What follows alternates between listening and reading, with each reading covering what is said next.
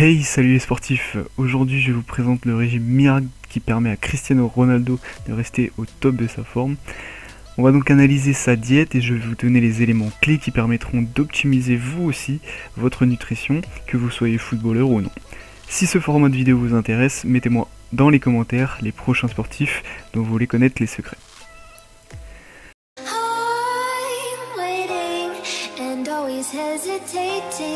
Premièrement, il faut savoir que Cristiano Ronaldo mange 6 fois par jour. Cela est justifié par le fait qu'il est un footballeur de haut niveau et donc il a une charge d'entraînement quotidienne énorme. Il a donc besoin de manger beaucoup pour couvrir ses besoins en énergie. Ses repas sont espacés de 3 à 4 heures et il mange toujours à heure fixe. L'avantage de ce type d'alimentation est qu'on fournit au corps de manière régulière un apport en nutriments et notamment en protéines. Le corps va donc être approvisionné en flot continu et n'atteindra pas de phase catabolique, c'est-à-dire de dégradation musculaire. Ce type de diète est beaucoup utilisé par les bodybuilders pour conserver et augmenter leur masse musculaire. On peut d'ailleurs voir que de ce côté, Cristiano arrive à conserver depuis des années une masse musculaire importante tout en restant sec. Analysons maintenant en détail son alimentation. Au petit déjeuner, il mange un fruit, des tranches de pain complet, avec des œufs, du fromage, un yaourt sans matière grasse et un jus d'orange. Ensuite, il a un second repas où il prend une tartine de pain avec de l'avocat. Au déjeuner, il mange une salade avec du poulet. 3 heures plus tard, il prend une salade de thon, tomates, œufs et olives.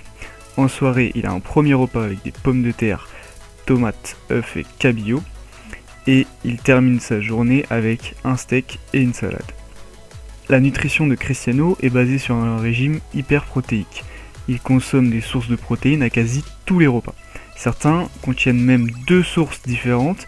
Par exemple, dans son 5e repas, il a du poisson et des œufs. Cette forte teneur en protéines lui permet de mieux récupérer de ses journées qui ont un volume d'entraînement important. J'ai remarqué qu'il n'avait pas de source de protéines végétales, à savoir le soja ou tout ce qui est légumineuse, donc pois chiches, quinoa, etc. Je ne vous conseille pas de faire cela car les protéines végétales ont de nombreux avantages et apportent notamment tout ce qui est vitamines et minéraux.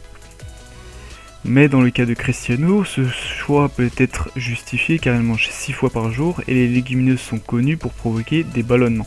L'objectif était donc sûrement de faciliter le travail du tube digestif au détriment de cet apport en protéines végétales. Une autre interrogation qui m'est apparue en analysant sa diète est qu'il consomme seulement un laitage par jour. 3 explications sont possibles. La première est que Cristiano cherche à réduire son apport en matière grasse au maximum et il a donc choisi de faire cette réduction par la diminution de consommation des produits laitiers. Peut-être que c'est une catégorie d'aliments qu'il consommait de manière peu fréquente et que cela a été plus facile pour lui. La seconde explication serait que les produits laitiers ont un effet acidifiant. Chez les sportifs, on essaie d'éviter un apport d'aliments trop acidifiants car le corps, via la pratique sportive, se retrouve souvent en pH acide. La viande et le poisson étant des aliments plutôt acidifiants et beaucoup présents dans son alimentation, il a pu choisir de limiter ces effets en diminuant les produits laitiers. La dernière explication vient du processus de digestion des laitages. Cette catégorie d'aliments nécessite une enzyme particulière pour être digérée, appelée lactase. Des études ont montré que les humains ne sont pas égaux sur la possession de cette enzyme de digestion car certaines populations en sont dépourvues. Cela serait l'une des causes des intolérances. La consommation de produits laitiers reste cependant recommandée par les organismes de santé à raison de 3 laitages par jour. En ce qui concerne les fruits, Cristiano Ronaldo mange 3 fruits par jour puisqu'il a donc un fruit au petit déjeuner, ensuite l'avocat qui est un fruit et la tomate également qui en est un. Et il suit donc les recommandations de 3 fruits par jour des organismes de santé. Pour les légumes, ils ne sont tout simplement pas présents. C'est assez intriguant car nous avons parlé tout à l'heure de l'équilibre acido-basique du corps et les fruits et légumes sont alcalins et contribuent à réduire l'acidité produite par l'activité physique. Ils consomment cependant beaucoup de salades.